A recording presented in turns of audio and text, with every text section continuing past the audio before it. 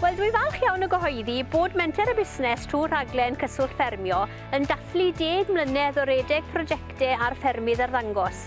Ac yn ystod y 10 mlynedd diwetha yma, ni wedi rhedeg prosiectau ar dros 500 o safleoedd gwahanol ar draws Cymru, ac wedi cynnal dros 1,000 o ddigwyddiadau gyda dros 1,020 o bobl yn mynychu'r digwyddiadau hynny. Wrth gwrs, dyw'r syniad o gael ffarm arddangos ddim yn unigryw i Gymru.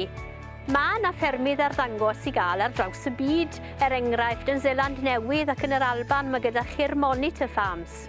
Ond mae'r bwriad yr un peth, sef rhedeg prosiect ar ffarm go iawn mewn sefyllfa ymarferol ar rhannu'r canlyniadau a'r canfyddiadau gyda'r diwydiant.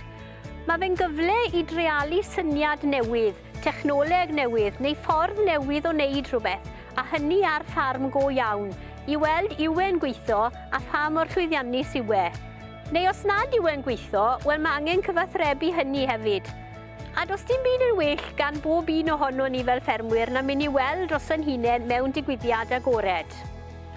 Y gobaith yw fod gwersi'n cael ei dysgu ar y ffarm arddangos nid yn unig o help i'r ffarmwr arddangos ei hunan, ond hefyd yn ffordd i wella busnesau amaeth ar draws Cymru.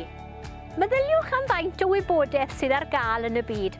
Yr holl datblygiadau ym myd technoleg, datblygiadau mewn gwyddoniaeth, mewn peiriannau, y defnydd o ddata ac yn y blaen. Wel, dyna beth yw rôl Cyswllt Ffermio, sef i drosglwyddo gwybodaeth mwyn sicrhau fod ffermwyr Cymru ar y blaen. Ac mae'r rhwydwaith arddangos yn chwarae'r rhan ganolog yn hynny. So ni'n hoffi diolch i'r ffermwyr hynny sydd wedi bod yn rhan o'n rhwydwaith arddangos i ni dros y 10 mlynedd diwetha.